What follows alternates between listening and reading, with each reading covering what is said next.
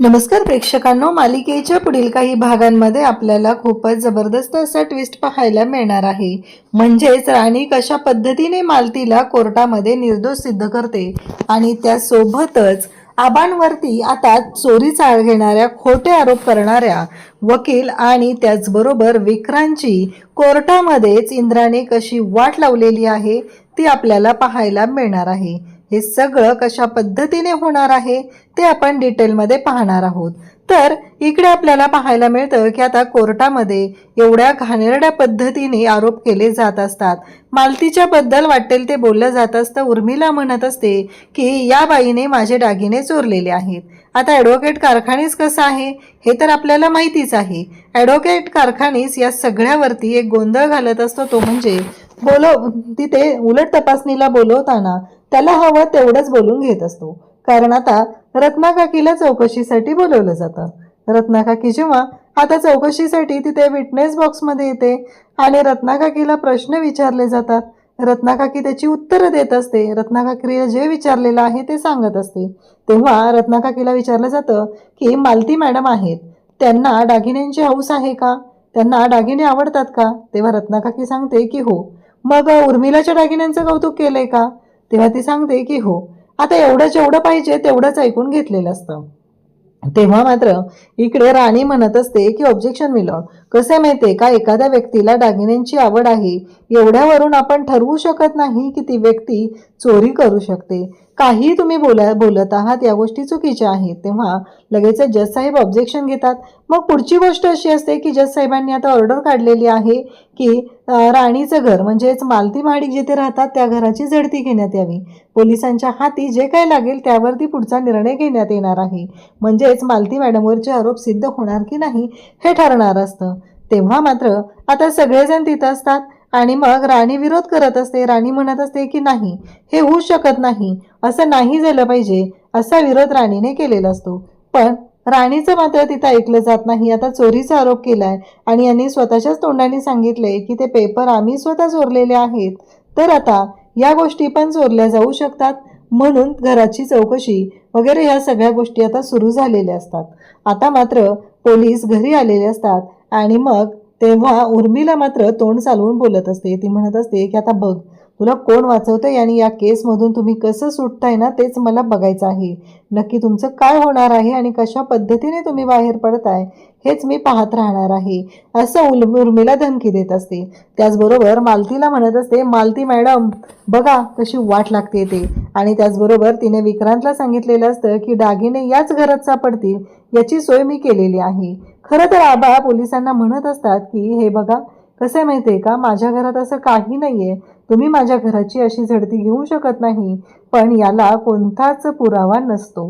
तेव्हा मात्र इकडे उर्मिला भयानक बोलत असते, वाटेल ते बोलत असते। तेव्हा राणी तिथं जाते आणि म्हणू लागते की माझ्या सासूबाईबद्दल एक शब्दही बोललेला मी ऐकून घेणार नाही, असं स्पष्टपणे तिनं सांगितलेलं असतं। आणि त्याचबरोबर उर्मिलाला आता तिथे मालती सुद्धा म्हणत असते की एकदा मला निर्दोष सिद्ध होऊ दे, मग सांगते तुला, मग बघते तुझ्याकडे, असं मालती म्हणत असते। तेव्हा मात्र राणी सुद्धा तिथं बोलते, पण आता बॅड लक असं की घरात दागिने सापडतात, कारण ते दागिने तर घरामध्ये नेऊन ठेवलेले आहेत, ते म्हणजेच या उर्मिलाने। या सगळ्या गोष्टी आता घडत असतात। तेव्हा मात्र या सगळ्यामध्ये एक महत्त्वाची गोष्ट असते, ती म्हणजे राणी विचार करत असते। इंद्राने तिची समजूत घातलेली आहे व इंद्राच्या त्या शब्दांमुळे राणीच्या अंगात 100 हत्तींचं बळ आलेलं असतं आणि लढण्यासाठी ती पुन्हा सज्ज झालेली असते। तिला फक्त वाईट एवढंच वाटत असतं की मी कमी पडते का कुठं, पण इंद्रा म्हणत असतो की नाही, तू कुठेही कमी पडत नाही, सगळ्या गोष्टी अगदी व्यवस्थित होणार आहेत, काळजी करू नको, ही केस सुद्धा तू जिंकणार आहे। आता राणीने सगळे मुद्दे काढलेले असतात। रत्नाकाकी त्याचबरोबर पिंट्या ह्या सगळ्यांना बोलवून त्यांच्याकडून ही माहिती घेतलेली असते आणि त्यावरून तिच्या लक्षात आलेलं असतं की एक महत्त्वाची गोष्ट म्हणजेच की त्या घरातील असलेलं CCTV फुटेज।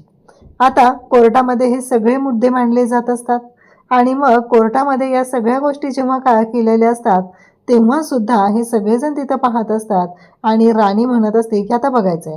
मग कोर्टामध्ये कारखानीस आरोप करत असतात की बघितलं का, हे दागिने इथं सापडलेले आहेत।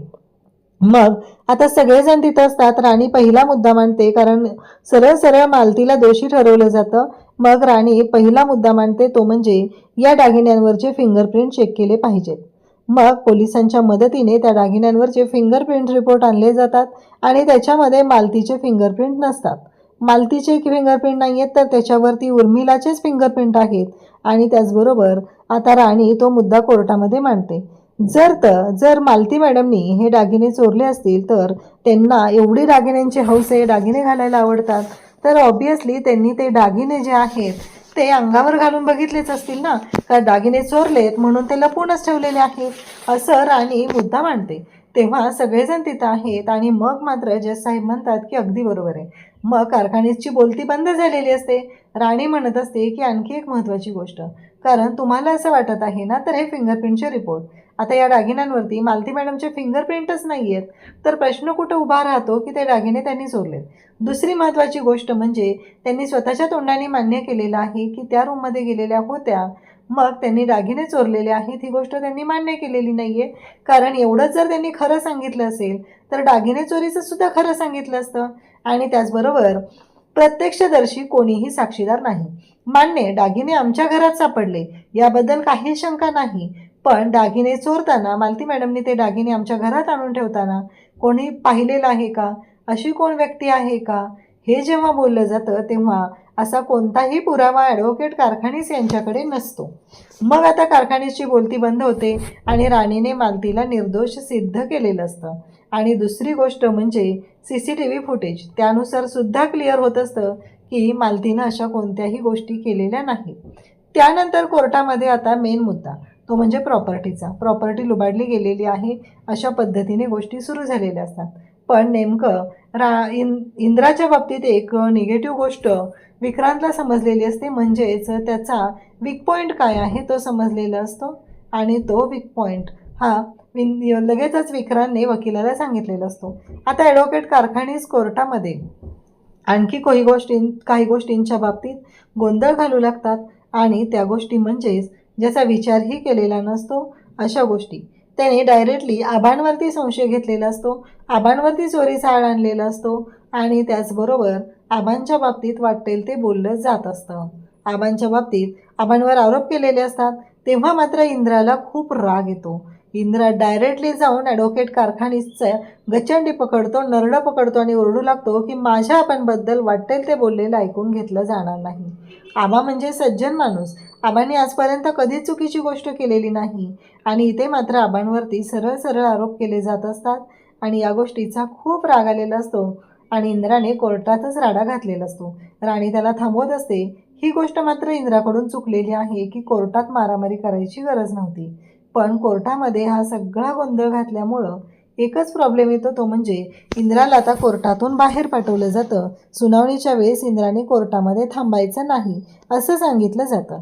आता राणी प्रत्येक मुद्दा मांडत असते आणि त्याचबरोबर राणी म्हणत असते की नाही, ह्या सगळ्या गोष्टी तुम्ही ज्या बोलताय त्या मला पटतायत, पण एक गोष्ट तुम्ही लक्षात घ्या, काहीही झालं तरीही तुम्ही चुकीच्या पद्धतीने हे मुद्दे मांडलेले आहेत.